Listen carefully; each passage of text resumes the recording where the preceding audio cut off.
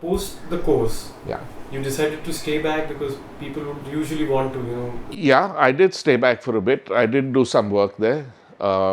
Having an Indian passport had its own issues with getting visas for different places. So that didn't really work out. And I didn't want to stay in America itself, only in America. I did want to travel. Also had a travel bug bitten at some point because my sister used to fly with British Airways, so I did want to travel. But I think there was also a fair bit of racism, not as in terms of racism, but in terms of it was easier for a white guy to get a job than me. things are going back to that again. But It's going back to that. Everything goes full circle. during the course also, you were like, I was okay. I did get slammed against the wall by the cops once because they thought I was Spanish, and they thought I was part of a gang, and they spoke to me in Spanish, and when I kept saying, when I used an English accent on them, then they said, "Oh, wait a second, it doesn't sound Spanish." But yeah, there was a fair amount of bias, to put it mildly. Yeah, yeah. but you were okay with it because Yeah. you were loving what you were Yeah. studying in. No, you were loving. To me, you could walk into a bar and listen to musicians playing. I remember going to see Flim and the BBs in a small little jazz thing, and coming down and suddenly hearing this sound, and saying, "What the hell is that?"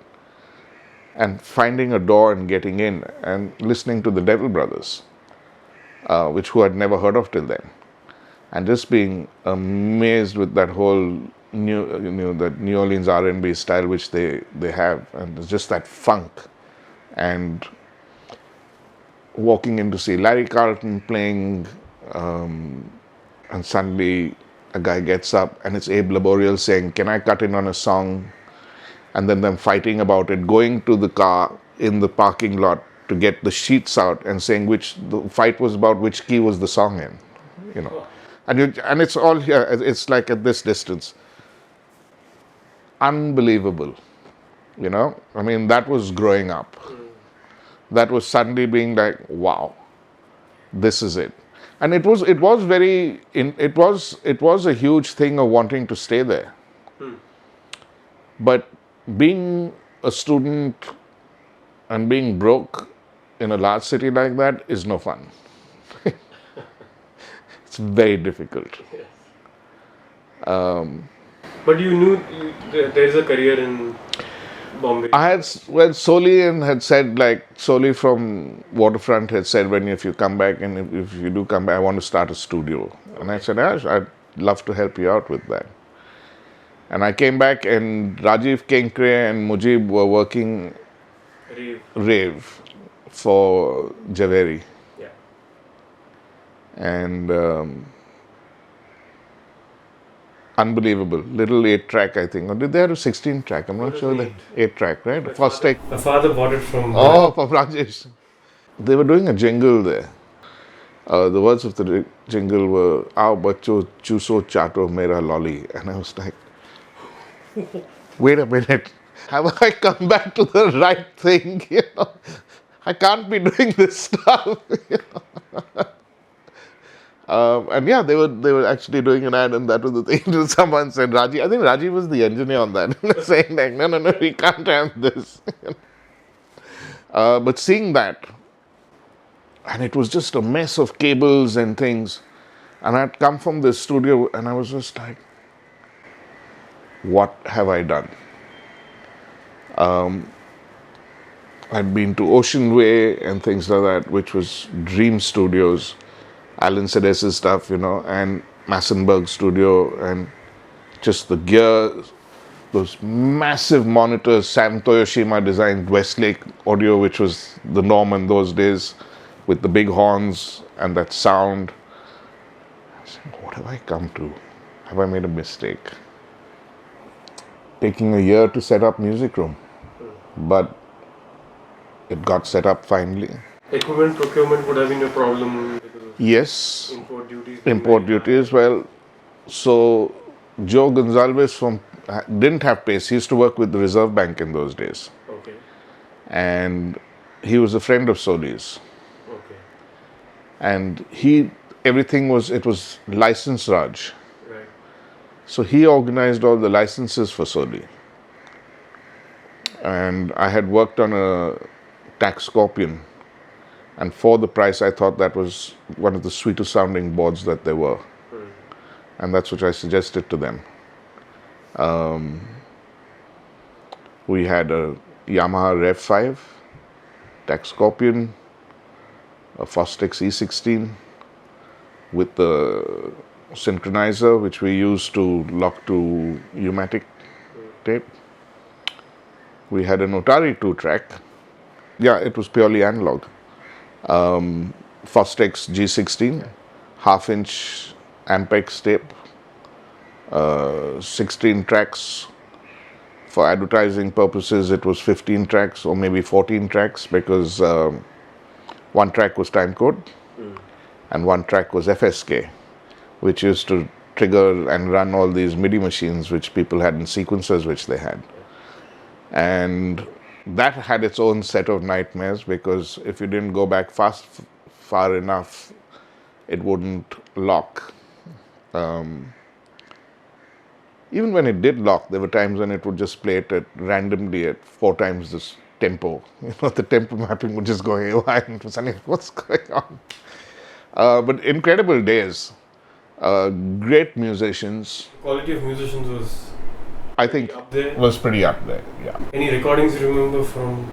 Albums, there was Rock Machine's first album, which I borrowed Leslie Lewis's SPX 90, also as a second reverb unit. We printed a lot of the reverbs to tape because I knew we didn't have things. We were on the 3rd floor of a building, so I had run microphones and speaker cabinets up and down the stairwell. Wow. For reverb on the guitars and getting delays. Worked at night. Mix involved everyone being involved, hands-on. Some stuff played back, whatever tracks we had. Resetting the board completely. Using some outputs from the machine coming back as line-ins, changing, patching those in again, just so I could EQ stuff. No automation on the board, so drawing levels out and everyone doing a certain thing. And of course, if anyone made a mistake, you had to go start again from the top. Because I wasn't really going to cut I didn't want to do that. I just wanted it to be more organic flow as a mix kind of thing. Doing 3 albums for DMP Records, which was a German niche digital record company with Trilok Guttu and his mother Shobha Guttu. Doing stuff with Zakir Hussain and Khan Saab and things like that. Yeah, lots of good stuff there. Some not so good also. Jingles. Yeah. Between Music Room and then I left, at Music Room, then I got Shantanu Hudlikar in as an assistant. I think he was doing genetic biology. So how did that meeting happen? Shantanu was also a friend of Ehsan's. We were all listening to the same music. Right. College circuit, that gang. Yeah. I took him on as an assistant. He came in completely green, teaching him everything from wrapping cables literally down. I moved out of Music Room. I started freelancing because there was more studios started coming up. Right. I started working with Louis Banks at 4D. Louis Banks at Digital Domain, which had the Akai ADAM system. By that time, the LSs had come in. Digital had replaced everything. And there were people who said, I hate LSs. And I said, well, you know what? It sounds a hell of a lot better than the G16 does. Let's be honest about it. Like everything else, it had its own pros and cons. Basically, it was a video machine. It was a video head, video thing, digitized onto, through its converters. But you had to become like a video tape head cleaner, which we learned to do with business cards and alcohol, and changed the rubber bands from Leamington Road because you couldn't wait and couldn't afford to import. So we just made do with whatever we had and made it work. You had no option. Isopropyl alcohol. Yep. Packet of those rubber bands in the drawer. Right. But yeah, you made it work. That was it. There was no option to that. Indian jugaad. Yeah. Jugaad was all about the jugaad. The troubles of syncing to U-matic for jingles. God, it's a nightmare day. Especially when you had to do like a 40, 30, 20, 10, 5 with language edits. Now, of course, it's so easy you can just cut and paste. Can you imagine dubbing all of those, each one separately, in 12 languages and not screwing it up and getting your tracking right and all. So, which is why my whole thing of documenting is such an issue with me, because you have to document properly, because I think it comes from that school of if you don't, you could lose and record something over, and if that guy's gone, you're in trouble. There's no undo, there's no, Yep. You've got to, and you had to take the responsibility of doing it. It didn't matter if you were like on your 38th hour of non-stop work. No one cares. But yeah, I stopped. I was looking at my bill books some time back, and I must have done like 4,500 jingles. If you remember, Oh, everything, yeah. Funny thing is that we used to do Thumbs Up, Coke, Pepsi. Okay. And it was amazing what the advertising world was all about, because they'd come in and say, what's this new product, new thing, so please call it Project X. I said, okay. And it's the Coke commercial. The next day, please can you call this Project X? It's the Pepsi commercial. 2 days later, please can you call this Project X? It's the Thumbs Up commercial. And my reply used to always be, we did X yesterday, can we do Y today? Guys, it's the same guy doing 3 different jingles, Fevikwik, the guy, I think that was one of the first early sound design things. Hero Honda, Hero Sleek, Shut It, Fill It, Forget It. We did a couple of background scores. Bekhudi with Vanraj Bhatia was my first one. Okay. Vanraj is an incredible composer and writer and musician.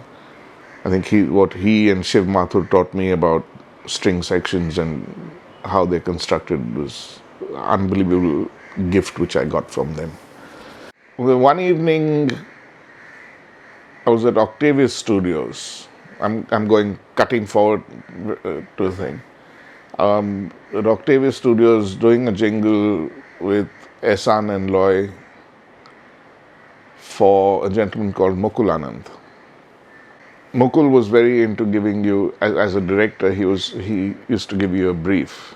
Isn't that the norm? Not for a mix. They would tell the music thing, but this was the first time. So sometimes they tell you, they'd always, and I'd say, listen, let me do my job, and then you change it with, what you want. That's why I'm here. This is my job. Trust me, that's why I'm doing it. Which has been an issue since advertising days for me. Which is why I think actually I get away with, we'll come back to that. But yeah, that's a question which is a good question, because with films, I think a lot of guys do not get their directors they don't have the same rapport which I do with them.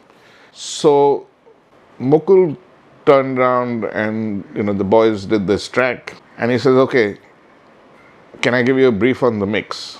So I said, lovely, not used to that really, but yeah, sure. So he said, do you remember the BBC thing of the wolf howling at the moon? So I said, yes. This is now played. And Mukul had this he was very dynamic in that everything was wow, this has to go there, he was very expressive. And he did all these hand gestures, and he said, remember that BBC wolf? And I was thinking to myself, I turned to look, and Ehsan and Loy had just charged out of the room.